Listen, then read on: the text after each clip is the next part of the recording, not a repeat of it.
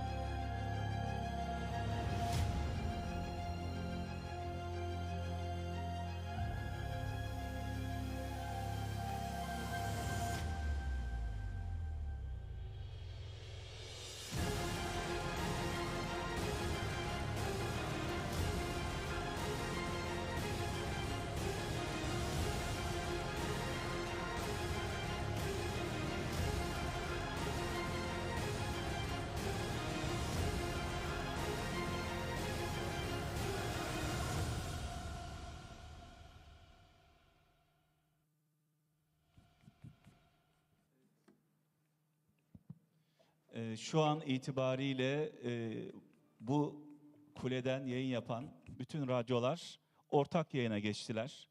Farklı fikirde, farklı politikada olan 100'e yakın radyo şu anda yayınlarını kestiler, açılışa bağlandılar. Öncelikle şunu söylemek istiyorum. Protokol sunucusu değilim. Bir radyocuyum. Hepimiz için bir hayaldi. Önceleri çok korktuk. Çünkü dünyada eşi benzeri olmayan bir şeyden bahsediyoruz. 100'ün üzerinde anten tek bir kuleden dünyada eşi benzeri yok. Araştırdık, korktuk, tedirgin olduk. Acaba yayınlarımız mı kesilecek? Sayın Cumhurbaşkanımla bu konuyu ilettik. Ulaştırma Bakanımıza ilettik.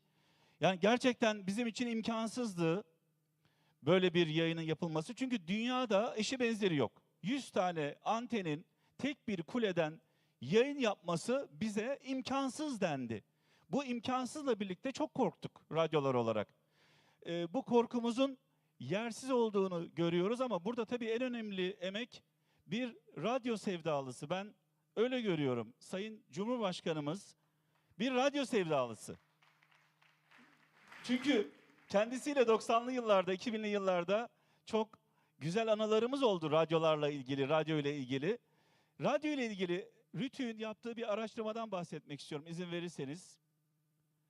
RTÜK en son araştırmasında soruyor. En güvendiğiniz mecra hangisi?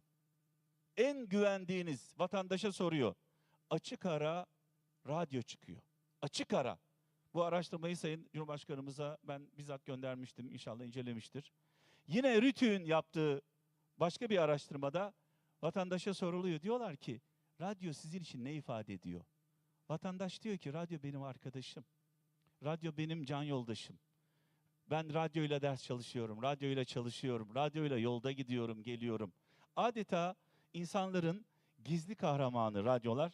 Ben şu anda yayınlarını kesip, şu dakika itibariyle yayınlarını kesip bize bağlanan, Türkiye'de Sayın Cumhurbaşkanım ilk defa böyle bir şey oluyor. Bu direkte yayın yapan bütün radyolar şu an yayınlarını kestiler. Ulusal, bölgesel, yerel hepsi kestiler. Sizin mesajlarınızı merak ediyorlar. Tabii radyo deyince insanlar şu anda araçlarında dinliyorlar. Ben tekrar size emeklerinizden dolayı sonsuz teşekkürlerimi iletiyorum. Ve alkışlarla sizi bir radyo dostu olarak sahneye davet ediyorum.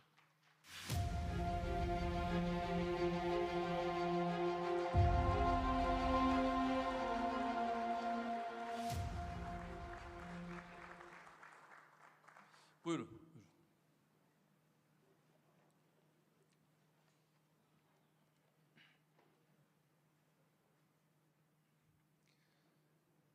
Aziz milletim, değerli misafirler, sizleri en kalbi duygularımla, muhabbetle selamlıyorum.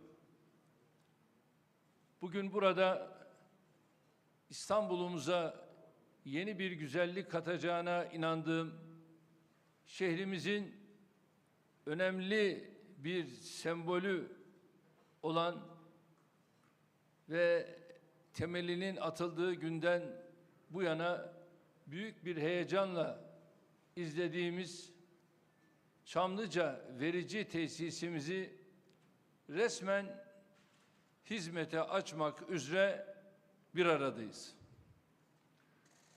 Tabii önemli olan şu, televizyon ve radyo medya kuruluşları ile haberleşme operatörlerine hizmet sağlayacak Çamlıca kulemizin ülkemize ve şehrimize hayırlı olmasını Allah'tan diliyorum.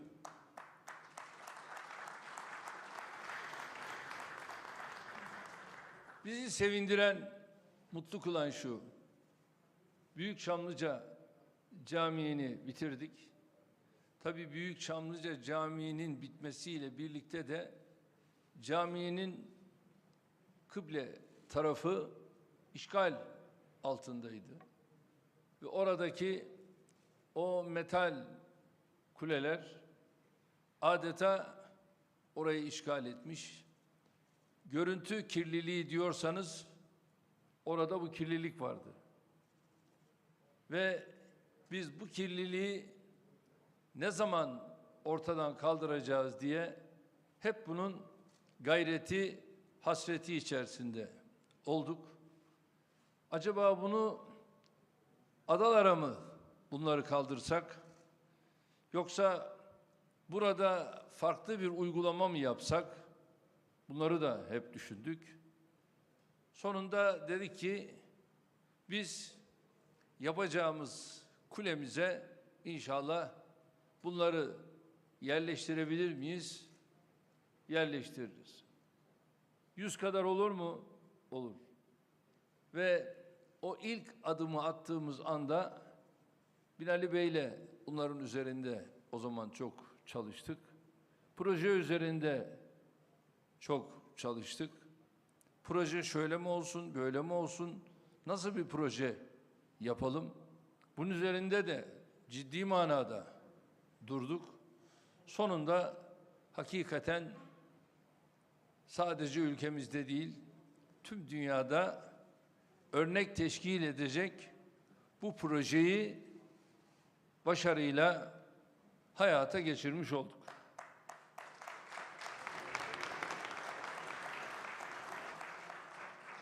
Tabii sevindiğimiz bir başka boyut, yani 100 kadar radyonun buradan yayın yapıyor olması, ortak yayın yapıyor olması, bu da bizim ayrıca bir başarımız oldu. Bundan dolayı da tüm radyo vericilerine hayırlı olsun diyoruz. Onları da kutluyoruz. İletişim ve yayıncılık faaliyetlerinde tek verici tesisi modeline geçtiğimiz bu kule sayesinde Çamlıca görüntü kirliliğine son verdi. Aynı modeli şartların müsait olduğu yerlerden başlayarak ülke genelinde yaygınlaştırmayı planlıyoruz. Böylece hem mükerrer yatırımların önüne geçecek, hem çevre kirliliğini önleyecek, hem de hizmet kalitesini yükselteceğiz. Kim çevreci? İşte bu ortada. AK Parti çevreciliğin ispatını bugüne kadar yaptığı yatırımlarla ortaya koymuş olan bir partidir.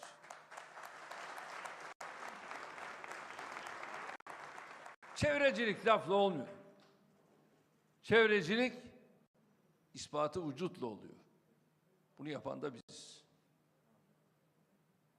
Diktiğimiz ağaçlardan tutun, bu tür eserlere varıncaya kadar. Bu iş aklidir. Bu iş ispatı vücut gerektirir. Milyonlarca ağacı biz ülkemizin dört bir yanına diktik. Bir taraftan teröristler geldiler, yaktılar, yıktılar. Biz ise o yakılan, yıkılan yerlere hemen anında ağaçları diktik. AK Parti budur. Öyle lafla peynir gemisi yürümüyor. Ancak ispat edeceksin. İşte biz bunları yaptık. Radyo ve Televizyon Üst Kurulu'ndan lisans alan PTT bünyesindeki verici tesis ve işletim şirketinin kısa sürede bu toparlanmayı ayrıca gerçekleştireceğine de inanıyorum. Nitekim Çanakkale'de de benzer bir eserin inşa edilmiş olması önemli bir adımdır.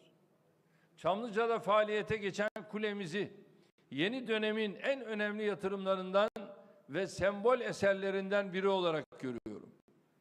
Ayrıca mutluyum.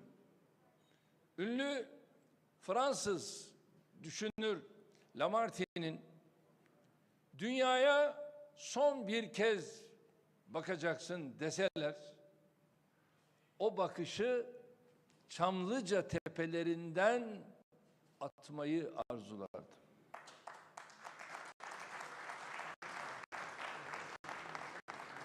Bu ifadelerini kullanarak hayranlığını dile getirdiği şu mekanın şanına uygun bir esere kavuşmuş olmasından şahsım, milletim adına ayrıca memnuniyet duyuyorum. Boğaza hakim bir manzaranın üzerinde deniz seviyesinden itibaren 587 metre uzunluğa sahip bu kule aynı zamanda İstanbul'un en yüksek yapısı unvanına da sahiptir.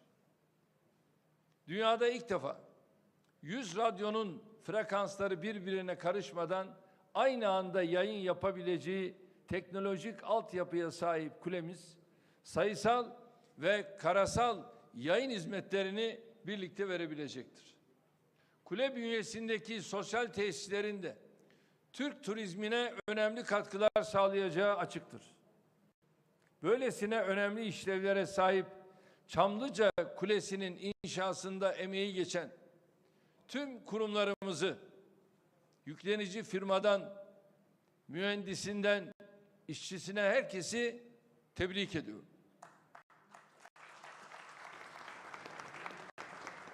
Bu kuleden yayınlarını sürdürecek medya kuruluşlarımıza, haberleşme şirketlerimize özellikle başarılar diliyorum.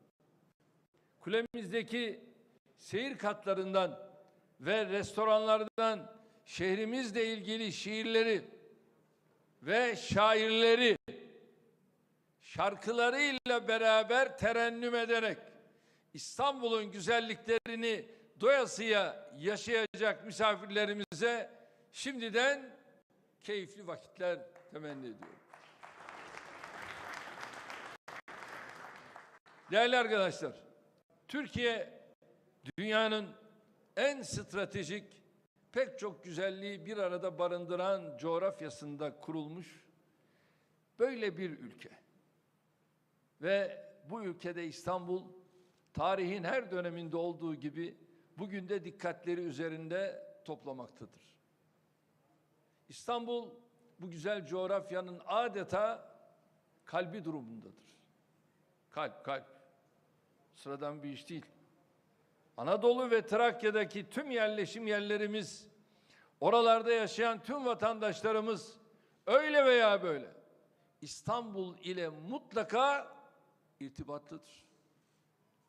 Bunu ben şöyle özetleyebilirim. İstanbul, 81 vilayetimiz var ya, 81 vilayetin adeta bayrağının dalgalandığı bir şehirdir. İstanbul böyle bir yer. Nüfusumuzun ve iş gücümüzün neredeyse 1/5'ini barındıran İstanbul, milli gelirimizin 1/3'ini, ihracatımızın yarısını, vergi gelirlerimizin yarıya yakınını üretmektedir. İstanbul böyle bir şehir.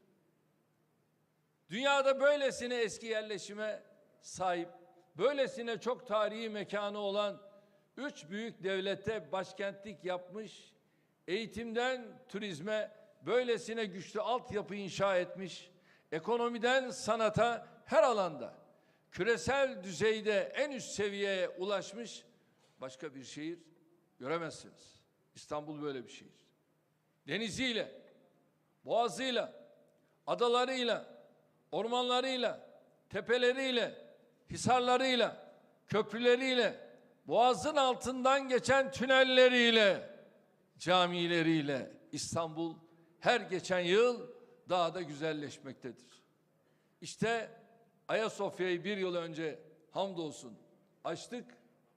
Ardından dün Taksim Camii'ni inşa edip onun da açılışını hamdolsun bizlere nasip oldu. Dün yaptık ve bugün de Çamlıca Kulesi'nin açılışını yapıyoruz. Bitmedi. Şimdi inşallah Haziran ayının sonunda filan Kanal İstanbul'u şehrimize kazandırmak üzere temeli atıyoruz.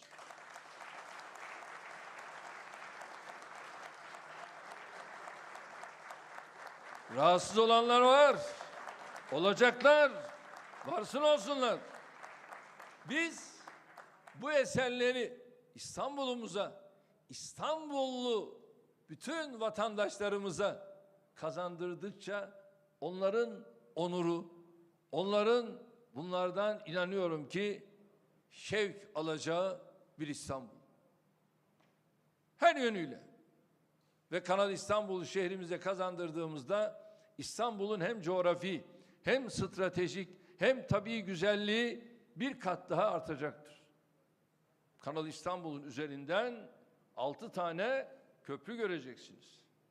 Ve bu 6 köprüyle adeta Kanal İstanbul'un sağında solunda 2 şehir inşa edeceğiz.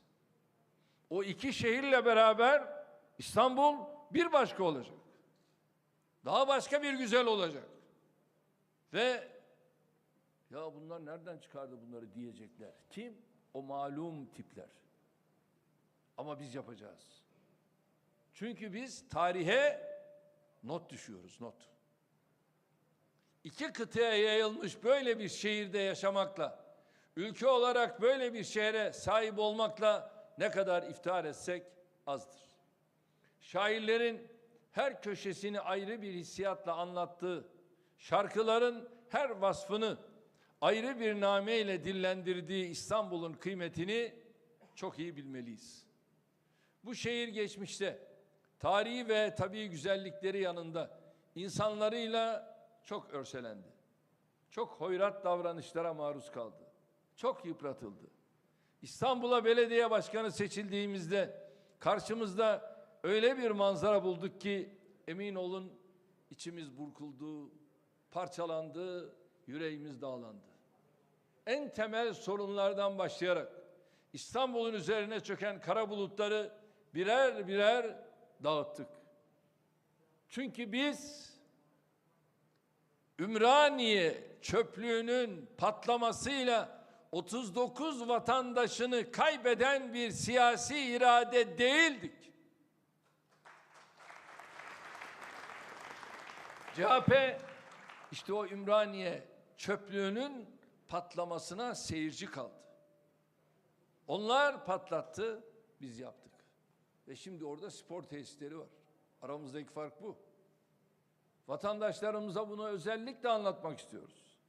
Temizliğinden ulaşımına, suyundan doğalgazına, yeşilinden havasına, kültür sanatından sporuna, sanayi ticaretinden sosyal desteklerine kadar hiçbir unsuru ihmal etmeden İstanbul'u baştan sona eserlerimizle, hizmetlerimizle adeta yeni baştan inşa ettik. Başbakan ve Cumhurbaşkanı olarak da şehre yapılan her yatırımı, getirilen her hizmeti adım adım takip ettik. Her projenin bizzat içinde yer aldık. İstanbul'a yapılan her hizmetin Türkiye'nin tamamına yapıldığının, burada ortaya çıkan her değerin insanımızın her birinin hayatına yansıdığının bilinciyle hareket ettik. Tabii bazılarına bu gerçekleri anlatmak, ah kardeşlerim, ekranları başında bizi izleyenler çok zor. Anlamıyorlar. Halbuki mesela dünyanın en büyüklerinden biri olan İstanbul Havalimanı sadece İstanbul'a mı hizmet veriyor? Mesela geçtiğimiz günlerde sonradan ilave edilen kısım hariç son etabını hizmete açtığımız Kuzey Marmara Otoyolu sadece İstanbul'un ulaşımını mı kolaylaştırıyor? Mesela İstanbul'da yapılan sanayi, ticaret, finans, turizm, kültür, sanat, spor yatırımları sadece İstanbul'a mı değer üretiyor? Elbette bu şehre kazandırılan her eserin, her hizmetin olumlu etkisi dalga dalga tüm Türkiye'ye yayılıyor.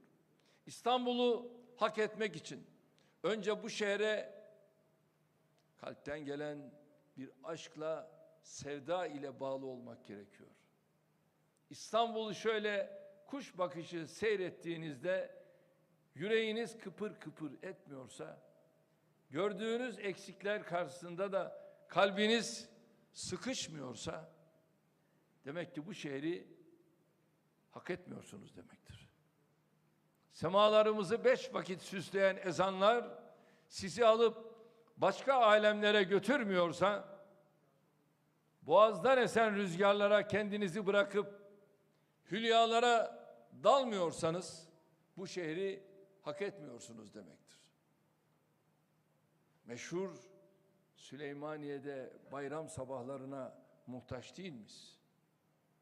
Aynen böyle. Bu şehrin büyüklüğünden kaynaklanan cefasını da en az sefası kadar öpüp başınızın üzerine koymuyorsanız İstanbul'u hak etmiyorsunuz demektir. Çay simidiyle, balık ekmeğiyle, kestanesiyle, lokmasıyla, turşusuyla, mısırıyla, tavuklu pilavıyla, velhasıl sokaklarındaki tüm lezzetleriyle yaşamıyorsanız bu şehri hak etmiyorsunuz demektir. Belediye başkanı olduğumda çay simidini İstanbulluya önce nerede ikram ettik biliyor musunuz? Hemen şuracıkta, Çamlıca Tepesi'nde. Çamlıca Tepesi'nde. Ve piyasadaki fiyatlardan çok daha ucuz, çok daha farklı çay simidi satıyordu. Ve ondan sonra yarış başladı. Çünkü biz tüm ömrümüzü İstanbul'a hakim değil, hadim olmak için harcadık ve bundan zerre kadar da pişmanlık duymadık, duymuyoruz. Bundan sonra da Rabbimin verdiği her nefesi şehrimize hizmet için kullanmak en büyük duamızdır. Bugün İstanbul'u daha çok sevmek, daha şevkle ona hizmet etmek için bir sebebe daha sahip olduk. Evet, Çamlıca kulemizi şehrimize kattığı değerle, fiziki olarak yerine getirdiği görevlerin çok ötesinde bir misyonla İstanbul'a armağan ediyoruz. Kulemizin bir kez daha hayırlı olmasını diliyoruz. Emeği geçenleri, bugüne kadar gelmiş tüm bakan arkadaşlarım, yüklenici firmayı tekrar tebrik ediyorum. Hepinize sevgilerimi, saygılarımı sunuyorum. Ve şimdi izleyeceğiniz gibi inşallah gerek restoran katlarından, gerek seyir kulelerinden İstanbul'u çok daha farklı izleyeceksiniz. Çok daha farklı göreceksiniz. Ben birkaç kez izledim ve bir başka güç, bir başka hamdolsun zevk aldık. Sizlerin de alacağına inanıyorum. Kalın sağlıcakla, hayırlı olsun, mübarek olsun diyorum. Rabbim Çamlıca Kulesi'ni İstanbul'umuza, tüm milletimize, tüm insanlığa hayırlı kılsın diyorum. Rabbim yar ve yardımcımız olsun diyorum. Sayın Cumhurbaşkanımızı sahneden bırakmıyoruz. Sayın Bakanımızı, Ulaştırma ve Altyapı Bakanımızı bugünün anısına bir hediye vermek üzere sahneye davet ediyoruz.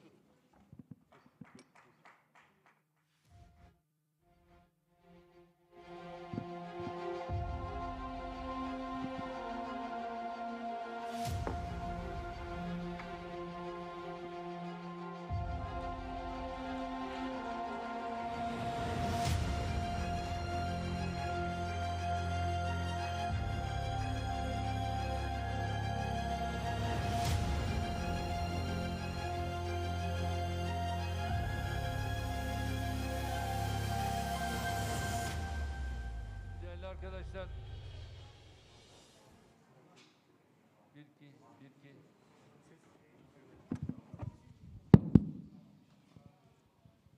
Tabii bu arada malum Büyük Çamlıca camimizi bitirdik. Ama bu arada yine Çamlıca'ya dev bir Türk bayrağı kulesini diktik. 111 metre uzunluğunda bir direk. Bayrağımızın yüz ölçümü ne kadardı Adil Bey? 1000 metrekare. 1000 metrekarede bayrağımızın yüz ölçümü. Bu da zaten bayrakların ölçüsünün gereği olduğu için bu şekilde yapıldı. Gerekirse daha büyüğünü de yapabiliriz.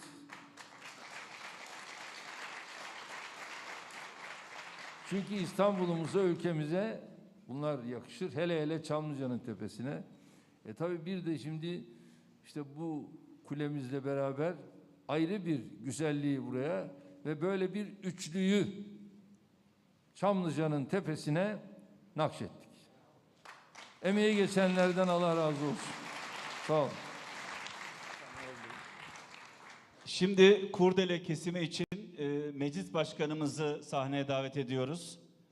Cumhurbaşkanı yardımcımızı sahneye davet ediyoruz. Çok kıymetli bakanlarımızı sahneye davet ediyoruz. İletişim başkanımızı sahneye davet ediyoruz. Rütük başkanımızı sahneye davet ediyoruz. Ve genel başkan yardımcılarımızı lütfen.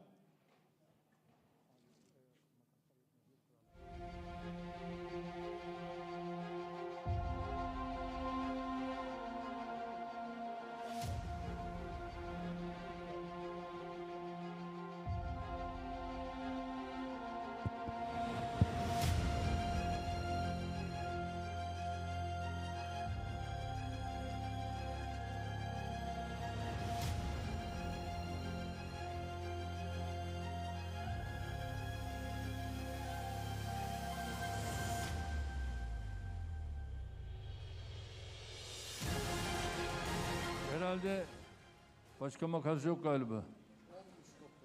Öyle mi? Neyse.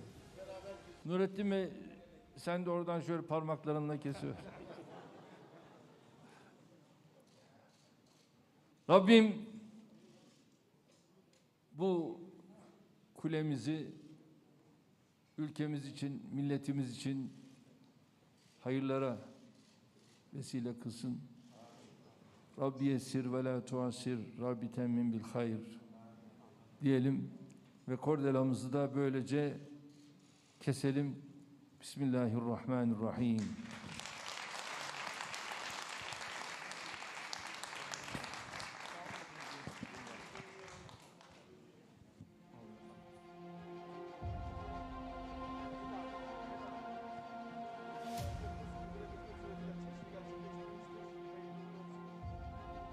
Evet, açılışımız kurdeleyle, dualarla gerçekleşti. Hayırlı uğurlu olsun ülkemize, İstanbul'umuza.